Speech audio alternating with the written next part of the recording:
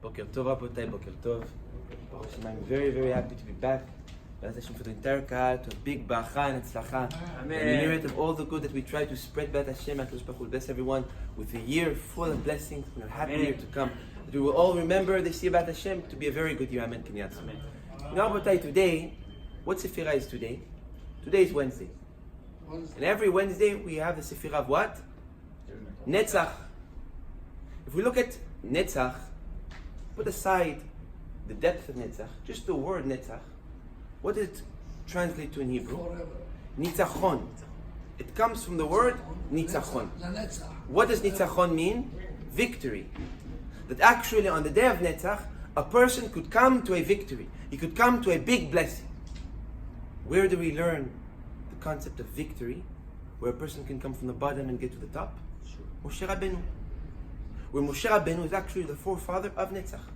Where we see that Moshe Rabbeinu, he came from the lowest point and he went to the highest point that a man can get to. Where a man, flesh and blood, stands in front of HaKadosh Baruch Hu face to face. And that is the ultimate victory. Coming from the bottom, from the house of Paro, from the 50 gates of impurity, and reaching to the top. Chazal teaches us that in the day of Netzach, a person can get to a complete victory in his life.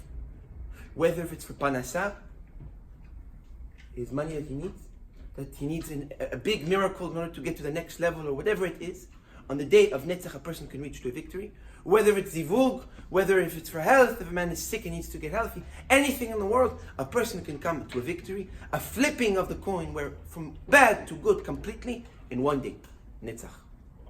But now the question is, how do we get to that? How can a person get to the point where he comes to a complete victory, to a complete beracha in his entire life?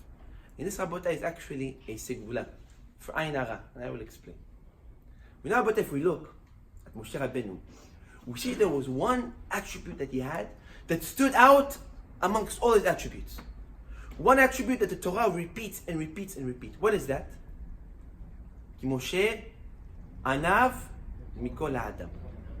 That Moshe had a trait that was very unique, not just for a big person, for a leader, for some would call him a king even, but for any person, and that was his humility.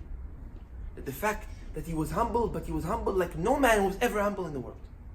That the humility that he had was so strong that the Torah witnesses on him that there was no man that stood with his humility. Now, what Chazal teaches us, that the only way to grow in anything in life, like we said, if it's Parasha, if it's for zivug, even if it's for Torah, a person cannot grow, and HaKadosh Baruch Hu will not lift him to heights if his head is high, if he's proud, if he has ga'ava. That the fact that a man has ga'ava, HaKadosh Baruch Hu says that him, I cannot be with him. I cannot bless him, like what it says in Tehillim, Gavar Rosho v'rachav levav oto lo uchal. A man that lifts his head and widens his heart, make himself bigger than what he is, a person like that, Hashem says, I don't want to be close to you. I don't want to bless you. Blessing cannot sit on a person that has proud, that he's proud. That the only person that can get to a victory, that can get to heights, is a man that has humility. That the man that cancels himself out and says it's all HaKadosh Baruch Hu. And that, Rabotai, is a big segula for even A'yin Harah. We say, "En ha'bracha shoret ela b'makom asur min ayin." That the bracha cannot sit in a place, cannot dwell in a place that is out for everyone to see. There needs to be something hidden. Now, Rabotai, there's always a big discussion, especially amongst the Moroccans and Tunisians, about A'yin Harah. A'yin Harah exists, it doesn't exist. Some say if you pay attention to it, it exists. I never heard something that you pay attention exists. If you don't pay attention, it doesn't exist. Something that doesn't make sense. But in the Gemara, it says something clear. That Rava would go to the graveyard and he would be able to see the tombs and know how each person passed away. But not how he passed, heart attack, blood sugar, not that. What caused them to pass away. And anyway, this is in Gemara. That 99 out of every 100 people died from what? From A'yin Harah. So you believe it, you don't believe it, that's the Gemara. In the Halakha even. So for those who say, no, I only go according to the Halakha, whatever is written in Shulchan Aruch, I will listen to. Even in the Halakha, we have concept of A'yin Harah. For example, two brothers or father and son cannot go up to the Torah one after another. Why is that? A'yin Harah. Two sisters cannot get married, two brothers cannot get married in the same day. Why is that? A'yin Harah.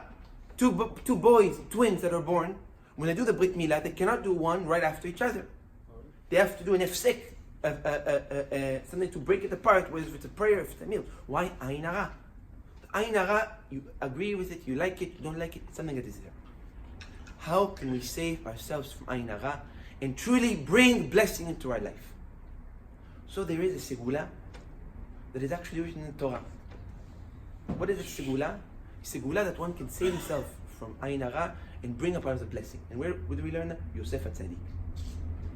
But we know what the Torah says, that when Yosef HaTzadik was pulled out from the hole, what happened to him?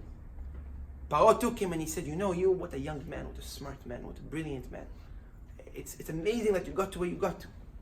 What did Yosef answer? Which we know Yosef is the epitome of the protection for A'yin Harah. Where what do we say? Ben Porat Yosef. That Yosef, no A'yin Harah touches him.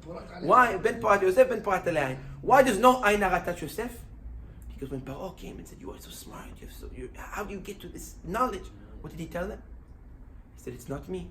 It's HaKadosh Baruch Hu. That everything that I have, everything that perceives to be mine, does not belong to me. It's all Hashem. And whatever belongs to Hashem and whatever is not yours, and you don't say it's mine, and I did, and he did, and I am this, and I am that. Something that belongs to Hashem, A'yin Harah can't touch it. You can't curse something that belongs to Hashem. If you come and you say, all what I have, all the bracha that I have, everything that I am is because of Hashem, a person like that can reach to nitzachon, to victory. Why? Because a person strengthens the emunah and he believes and he's able to see HaKadosh Baruch Hu in his life, because he says, Baruch Hashem, I have parnasa, I'm a very wealthy person. HaKadosh Baruch Hu did it. HaKadosh Baruch Hu blessed me with smart. HaKadosh Baruch Hu. HaKadosh Baruch Hu blessed someone that is beautiful. HaKadosh Baruch Hu blessed someone that is that. And if a person is able to bring humility into his life, he will be able to reach to heights. We see even, last week it was the Ilulah of my grandfather, Rabbi Moshe Pinto. Rabbi Moshe always say the pasuk that says, Ki Moshe anav mikol ha'adam, that Moshe is humble like no man. My grandfather Rabbi Moshe Pinto was anav mikol ha'adam, humble like no man. Where there's so many stories of miracles that he did, which were, put aside the miracles. You know what? Let's put aside the miracles. He sat 40 years in his home. 40 years he locked himself in his home. He never spoke about it once. 40 years he locked himself in his home. Let's put aside the miracles that he did. 40 years. You sit in 1 week in your house if it's for Hashem and you're going to make it in the newspapers. 40 years he sat in his home and he never spoke. That is how you get to great heights, by being humble. When you are humble, when you cancel yourself out, you'll never have problems with anyone. You never have problems one with another, and you will reach to big beracha. So Be'ezrat Hashem Abotai, with the merit of Netzach, we should all act today with humility. That we should look at our lives and thank HaKadosh Baruch Hu and find where all the blessings we have belong to HaKadosh Baruch Hu. And that's how we will protect ourselves from A'yin Harah, but also be able to be added much more and much more with the strength of Yitzchon of victory. So may HaKadosh Baruch Hu give us a big victory, and with the merit of Rabbi Pinto protect us all and give us big B'siyata Dishmaya in the day to come. Amen. Amen.